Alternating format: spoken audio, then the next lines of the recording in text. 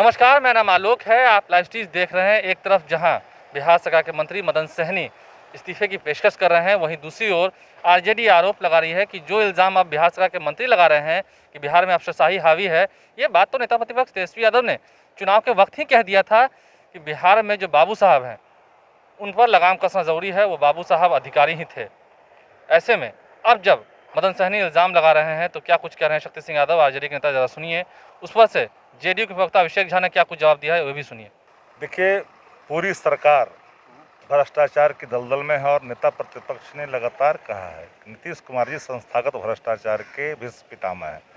उसकी बानगी, उसकी झलक कल तो पुष्टि हो गई जब मदन सहनी जी ने और खास करके गेंद ज्ञानू ने, जो बीजेपी के एमएलए हैं, उन्होंने कहा कि कोई ऐसा मंत्री नहीं है इस बार में जो लिया है ट्रांसफर पोस्टिंग उद्योग में 15 से 20 करोड़। नाम तक बताया है चंचल जी का। यही ना बाबू लोग हैं। तो बाबू लोग को मैंने जाति से जोड़ दिए। यही बाबू लोग हैं जो लाल फीताशाही। बाबू का मतलब अफसर, बाबू का मतलब कोई जाति नहीं। बाबू का मतलब कहा गया था कि क्षत्रिय समाज। नहीं, यही ना दुर्भाग्य है कि कुछ सर्टेन पत्रकार एक दो गो जो कहीं ना कहीं दो व्यक्ति, पत्रकार संस्थान नहीं, दो व्यक्ति ने इस तरह की चीज़ों को मैनिपुलेशन किया।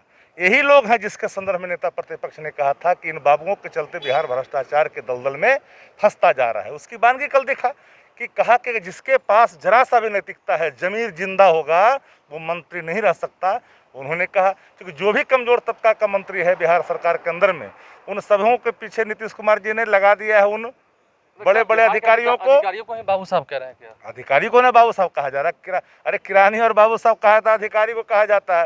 ये तो जाति से जोड़ दिया इन लोगों ने। ये लोग चतुर लोग हैं ना। ये लोग कहाँ सूर्य को कभी चंद्रमा कह देंगे, चंद्रमा को सूर्य कह देने वाले लोग हैं। ये इसमें महारत हासिल है। देखिए पूरी बिहार, अब बताइए कि जब मंत्री कह रहा है कि काम करने की स्थिति में नहीं है, तब कुछ बच गया क्या इस राज्य के अंदर में? क्या लगता है जो दावे आप लोग कर रहे थे 2-3 महीने में सरकार गिरेगी? देखिए, सरकार गिरी हुई सरकार तो गिरेगी। गिरी हुई सरकार जो भ्रष्टाचार की दलदल में है उसको गिरना तय है। देखिए, आपने दो परिप्रेक्ष्य में चर्चा की है आलोक जी। एक तो आपने बताया कि आरजेडी के नेता यह बयान दे रहे हैं कि तेजस्वी यादव जी ने जब बाबू साहब कहकर संबोधित किया था तो अधिकारियों को किया था। देखिए, ये लोग अपनी गलती पर पर्दा डालने की कोशिश कर रहे हैं। हालांकि इस गलती की सजा चुनाव में ही जनता ने इनको दे दी थी।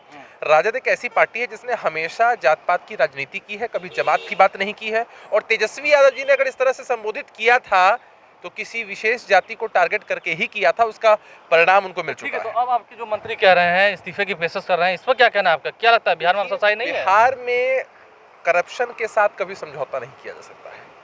और बिहार में आदरणीय नीतीश कुमार जी ने अपने पूरे कार्यकाल में एक ऐसा राज्य स्थापित किया है जहां हर किसी को न्याय मिलता है। अब आपने दो मामलों की चर्चा की है। उन दोनों ही मामलों में एक तो बीजेपी के जो एमएलए हैं उन्होंने अपनी बात को कहा है। देखिए, अगर किन्हीं के पास कोई सबूत हो, कोई तथ्य हो और उसके आधार पर अगर वो किसी पर भी आरोप लगाते हैं तो यह जांच का विषय है। तो उनको तथ्यों के आधार पर बात करनी चाहिए। और उनको तथ्य देना चाहिए। नहीं, निश्चित रूप से अगर वो इतने गंभीर आरोप अगर किसी मंत्री पर लगा रहे हैं या किसी पर भी, किसी अधिकारी पर भी लगा रहे हैं, मैं या आप ही किसी पर आरोप लगाने के लिए यदि स्वतंत्र है, भारत के संविधान ने यदि हमको इतनी ताकत, इतनी क्षमता दी है, तो उस आरोप के साथ साथ हमको यह भी बताना चाहिए कि तथ्य क्या है, आधार क्या है, तभी तो जांच। अरे यहाँ नीतीश कुमार जी ने बिहार को एक ऐसा राज्य बना है जहाँ पर डीजीपी स्तर के अधिकारियों पर भी कार्रवाई हुई है, उनकी संपत्ति की कुर्की जब्ती हुई है। यहाँ अगर कोई गलत करेगा तो कोई बच नहीं पाएगा, इसमें कोई दो राय नहीं है। जेडीयू के नेता है, बिहार के मंत्री है, उन पर क्या कार्रवाई कीजिएगा? देखिए, उन्होंने अपनी बात कही है। यह मामला सरकार का है। सरकार के मुखिया आदरणीय नीतीश कुमार जी हैं। हर कोई अपनी बात को कह सकता है, रख सकता है। उन्होंने इस्तीफे की पेशकश की है। आदरणीय मुख्यमंत्री निश्चित रूप से इस पूरे मामले को देख रहे हैं और इस पूरे मामले पर वह निर्णय लेंगे। तो आपने दोनों के बयानों को सुन लिया है। क्या कुछ आरजेडी ने आरोप लगाया है और जेडीयू का उस पर जवाब क्या आया है? देखने वाली बात यह है कि क्या बिहार में अफसरों का राज चलता है? ये सवाल खड़े हो रहे हैं, आरजेडी के नेता खड़े कर रहे हैं। वहीं जेडीयू की ओर से बेबाक तरीके से अपनी बातों को अभिषेक झा ने भी रखा है। देखने वाली बात यह है कि भविष्य में नीतीश कुमार जो इन सभी चीज़ों पर अपनी नज़र टिकाए हुए हैं, क्या फैसला लेते हैं, कैसे रणनीति बनती है सरकार की अगली, क्योंकि अब बिहार विधानसभा का मानसून सत्र भी आने वाला है जल्द ही। उससे पहले क्या सब कुछ ठीक हो जाएगा? जवाब क्या देगी सरकार? विपक्ष जब तीखे सवाल पूछेगा उस पर हमारी नज़र बनी रहेगी। हम आपको हर खबर से अवगत कराएंगे। हमारे चैनल को सब्सक्राइब कर लें, साथ साथ फेसबुक पेज भी लाइक करें। इसके अलावा ट्विटर हैंडल पर लाइव स्ट्रीम को फॉलो करें। धन्यवाद।